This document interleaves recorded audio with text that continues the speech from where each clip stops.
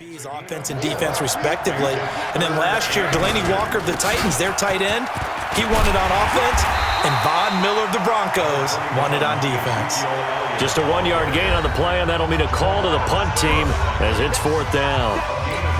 Now here's Michael Dixon as he's on to punt for the NFC. He's been a busy man here in this first half as he gets it away. Oh, a nifty juke there. Not much fun for a guy trying to tackle it.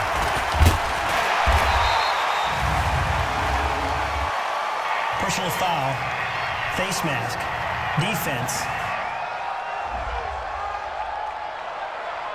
Well, we looked at each other right away. We knew that flag was coming out. And I always enjoy the conversation post because officials always tell you, I don't want to throw the flag, but you caused the play. You did it. I had to. Here's Mahomes to throw, and he fires one incomplete. You look back a few years ago, Charles, when the Pro Bowl did that 3-year experimentation. I know you're a traditionalist. You like AFC versus NFC. Yes, I do. But for the games 2014, 15, and 16, they tried something a little different. They held essentially a fantasy draft for players.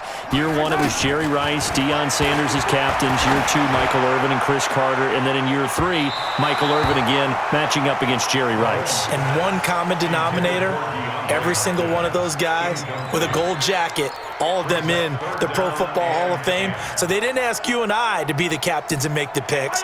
And by the way, the playmaker, Michael Irvin, went 2-0. And you know I heard all about that. Throwing is Mahomes on 3rd. And going deep for Hill. And he knocks the ball away, and it falls incomplete. Getting a hand in there and knocking it away, Eddie Jackson. I don't know, he had to be pretty quick with his fingers to start and stop after the ball hit the ground. I'm giving him some credit. Well, I'm thinking about the mental focus, you know? Yeah. On the mental focus of the whole that's thing. true. Got to stay with it. That's true.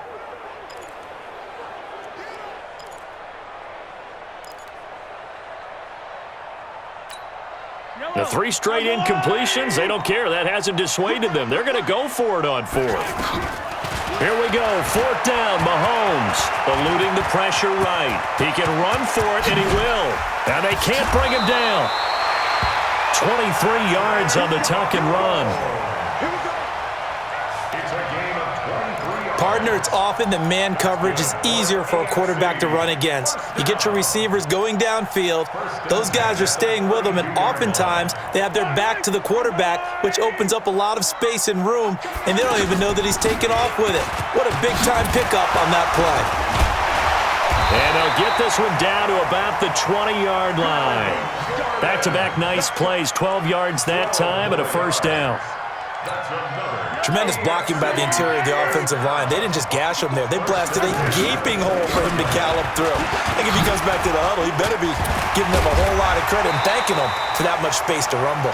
And they've got it inside the 10 at the 8. 12 yards on back-to-back plays there, and that's another 1st down. We both know it's difficult, but they've made it look effortless out there. Through the air, on the ground, they've moved the ball with relative ease. Now they'll throw with Mahomes. And that is caught for an AFC touchdown from 8 yards out. And the AFC adds on to their lead. Heard a coach talk about those late-in-the-half scores, especially ones that give your team a pretty decent cushion. He said those could be the ones that could finish off a squad if you let them. Yeah, they've got the cushion. This half has been theirs. Myers connects on the PAT. So that drives 7 plays in length. And it ends with an AFC touchdown. The kickoff unit is out on the field, and they will send this one away. That's fielded in the end zone. And not wanting to risk anything here late in the half, he'll just take a knee, and they'll bring the football out to the 25. Ready? You ready?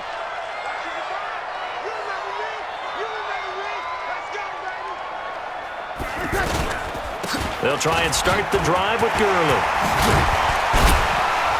And he powers his way up past the 30. Now the NFC going to call the first of their 3 timeouts as it comes with 22 seconds to go here in half number 1. Now Breeze throwing on second down. Toward the center of the field, but it's incomplete. The Pro Bowler Michael Thomas was the intended receiver, and it's third down.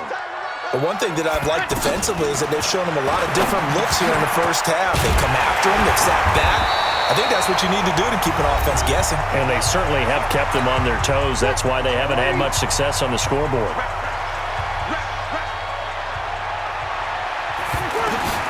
Breeze now on first down. Throw left side on target to Thielen. A really nice gain of 25 yards.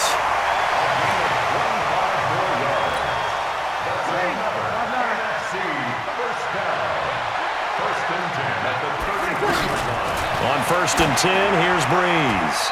And that will be incomplete. 4 ticks left here on the clock. The target that time, Michael Thomas. And it's second down.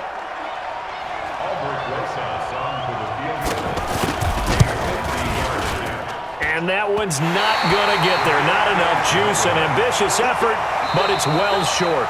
So we're at halftime of the 2019 Pro Bowl with the AFC. And okay, so much for our halftime break. Apparently we're going to get right back to it.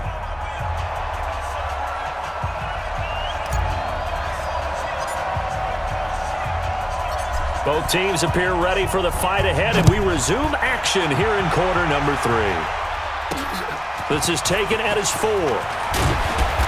And he'll take it a yard or so past the 20, call it the 21-yard line. Breeze and the NFC come up now with a first and 10 at their own 21.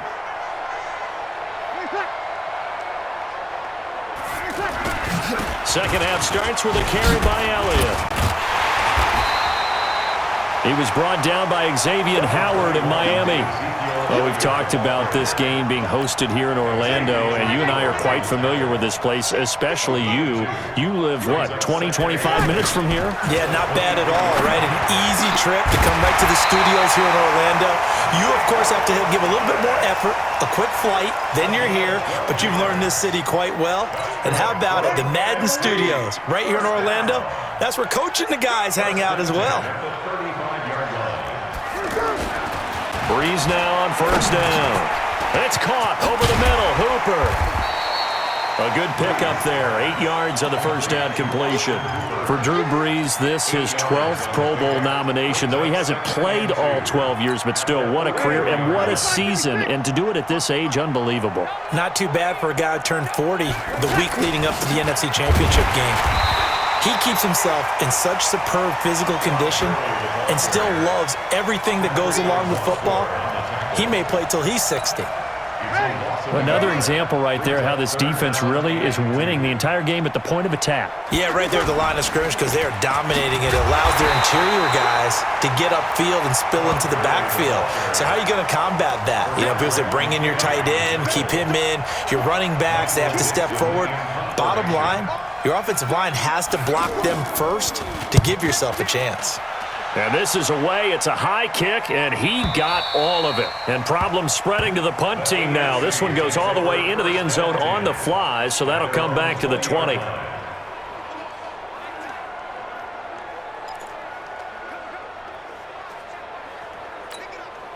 Mahomes in the AFC now with a first and 10 at the 20.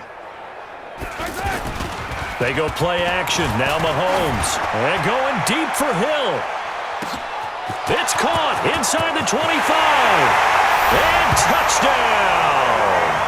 Tyreek Hill. An 80-yard touchdown. And the AFC able to stretch that big lead even further. Charles, there aren't really any slow receivers, but there's fast and then really fast. He's really fast, and he showed off the afterburners there. And that he is, because when he took off, I was thinking there's no chance that he can actually reach him with that pass. Yet he did, and he's still sprinting. And just think about what that does for everyone else on his team, because his ability to stretch a field opens things up for the rest of the receivers on the team.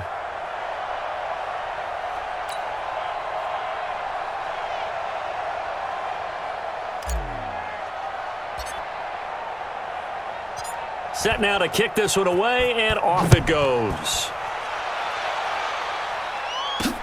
This one fielded at the 5.